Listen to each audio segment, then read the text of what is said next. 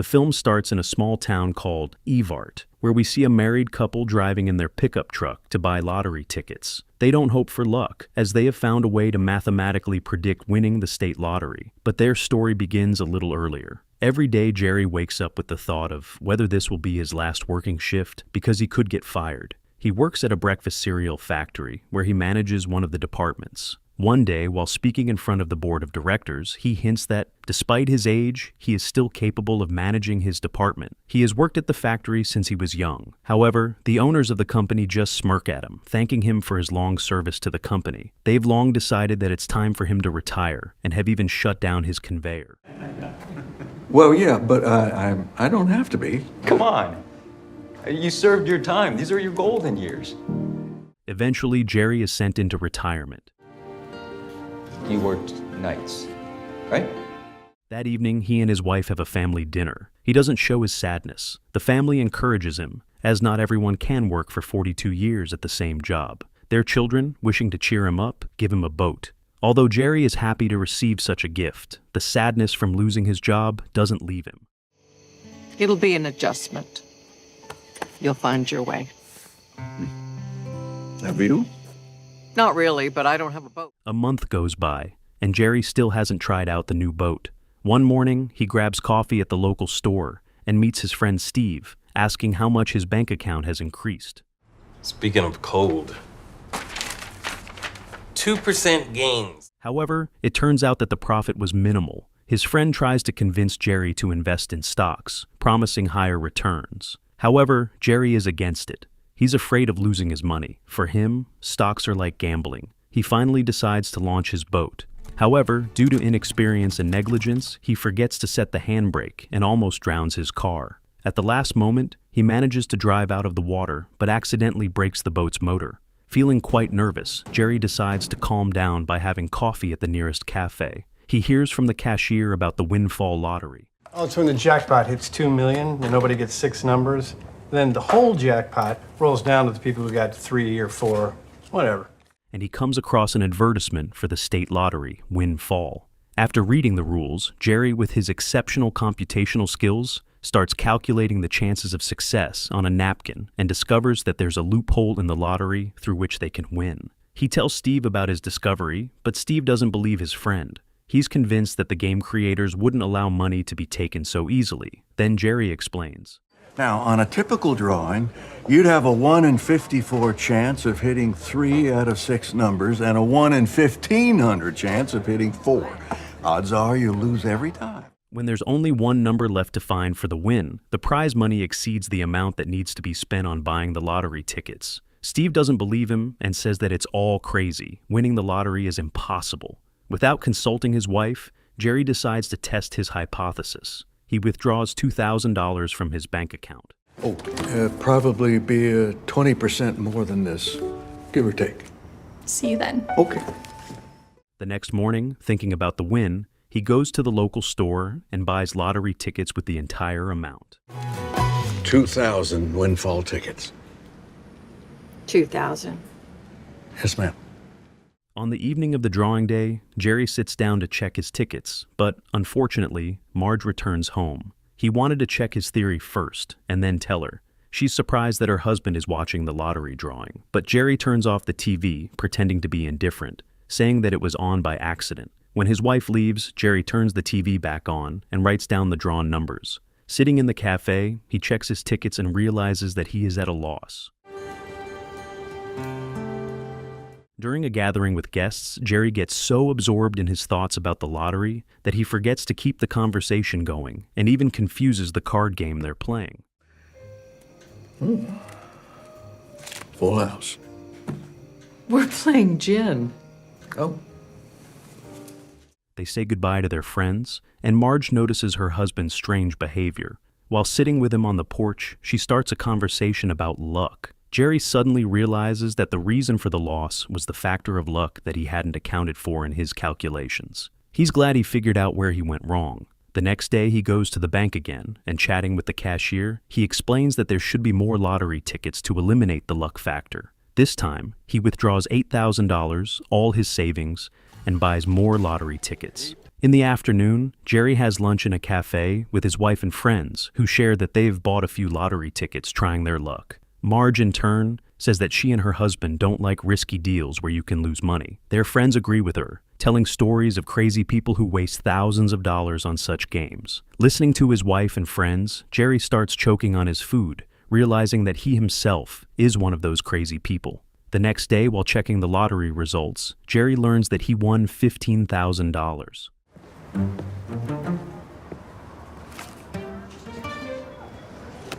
This is almost double the amount he spent on tickets. He can't believe it. Returning home, he hides in the pantry and pulls out stacks of cash from his socks, which he hides in a popcorn tin. The next day, the family gathers in the backyard. He says nothing about the win. However, his secret almost gets exposed by his granddaughter, who wanted a treat. Jerry barely manages to snatch the tin from the girl and hides the money in a cereal box. That same evening, Jerry's secret is revealed by his wife. Misunderstanding her hints about the pantry, he accidentally lets slip that he's been playing the lottery and winning, but to his surprise, Marge doesn't blame him for his involvement in gambling. I'm playing the lottery. Wow. On the contrary, she's very glad that they now have their own entertainment, and, finally, after many years, they'll be able to have fun together and live for their pleasure. They've waited 40 years for their pension. When the couple decides to buy tickets for all the $15,000 they have, they learn that the lottery has closed in their state, and now, to buy tickets, they have to go to neighboring Massachusetts. They go to Steve's office to find out the nearest lottery points for windfall. Steve, hearing their conversation, also wants to join in. He offers $1,000. The elderly couple is full of enthusiasm, and the difficulties don't scare them. Waking up early, they set out on their journey. Have cookies? Having reached the neighboring state, Jerry and Marge stop at a gas station, where they get lucky and find a lottery machine. Actually, I'm gonna get them first. How can I help you? We'd like to buy 8,000 windfall tickets. I'm gonna get you first. Unfortunately, they have to stay until evening because the machine prints 1,000 tickets per hour. The seller allows Jerry to operate the ticket printer himself. After checking into a hotel for the night, the couple watches the lottery results on TV and begins checking the 8,000 tickets they bought. After working through them until morning, they calculate that they've won $21,000. They just said congratulations. On the way back, Marge has an idea to involve more people in the lottery to increase their winnings. Together with Jerry, they decide to start their own corporation. To begin, they invite their friends and residents of the town they've known for many years. Some even offer alternative forms of payment, such as a quad bike instead of cash. The entry fee for each participant is only $500. The citizens like their idea, and the next time Jerry and Marge visit the gas station, they buy tickets for $40,000. A seller named Bill is surprised by where the elderly couple got such money. Marge explains that they are professional lottery players, but this time, printing the tickets will take until morning, and the station will close. So Jerry suggests that Bill become a participant and earn some money. Bill, I'd like to introduce you to GS Investment Strategies.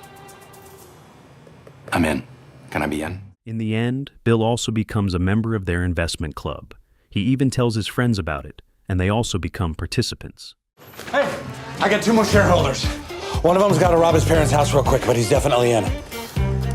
It's 500 more tickets. That evening, in the motel, they watch the program again and start checking the tickets, but not immediately.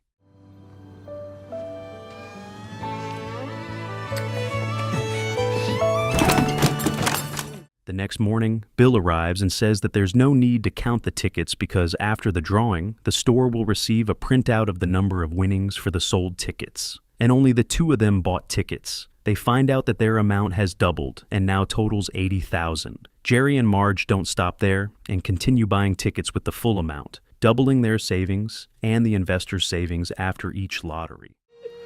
Well, we doubled it. We doubled it!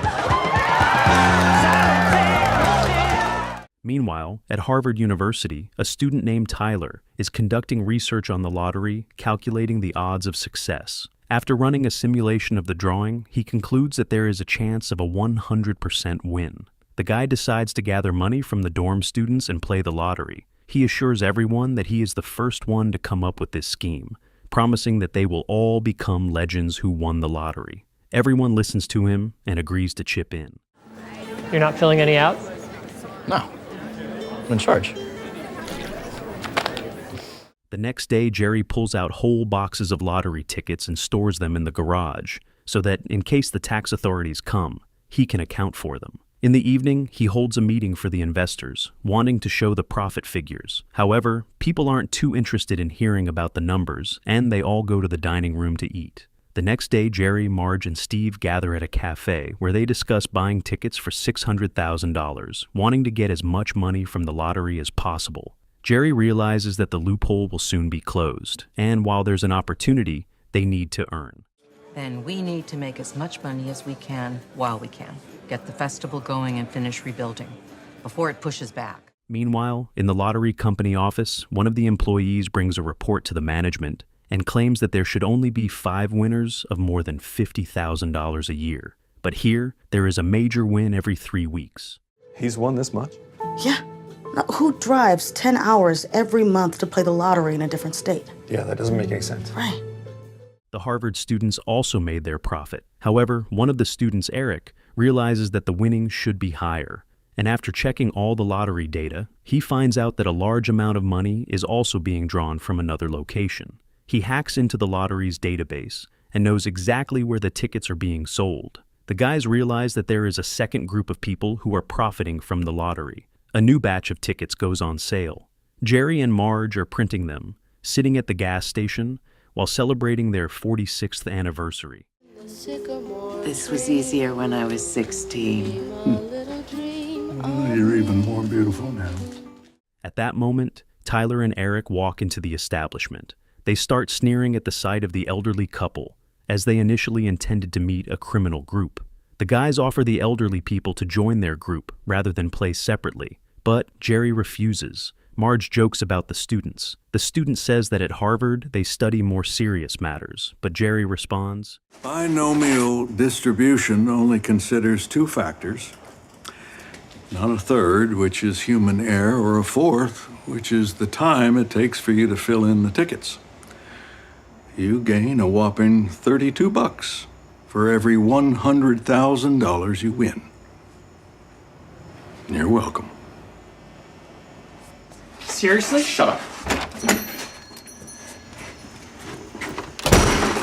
In the end, they refuse the offer, and the guys leave empty-handed. The next day, we see Jerry's investors. The gas station clerk is getting a divorce and drives away in a new car, which drives his ex-wife into a fury. The farmer rents space to sell his products, and Steve buys himself a brand new Lamborghini. I just bought a Corvette. Yeah, I can see that. At this moment, we are shown the lottery headquarters again, where the same employee shares the news of Jerry's multi-million win with another boss. However, the boss does not react, as it's a lottery. People are supposed to win. A few days later, the persistent Tyler arrives in Michigan again, and, while alone with Jerry, threatens to hack into all of his investors' accounts. He assures Jerry that his group will have no trouble finding information about everyone involved in the win. He asks Jerry to stop with the lottery, as he has already made enough money. We hacked into the state lottery to find where you were betting. You don't think that we can hack into your accounts, your credit, your identity? The man realizes that continuing with the lottery is risky, and during a meeting with the investors, Jerry announces that they are exiting the game. So you're really gonna let some college take all this away from you? The odds that he might do something outweigh the benefits. It's not about the math. It's about being human.